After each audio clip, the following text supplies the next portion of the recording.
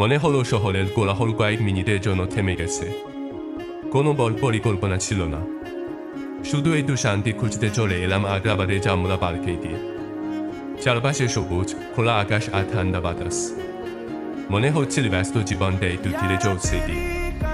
আমরা অনেক সময় দূরে জায়গা খুঁজি, অথচ নিজের শহরের সুন্দর জায়গাগুলোই দেখা হয় না দিয়ে।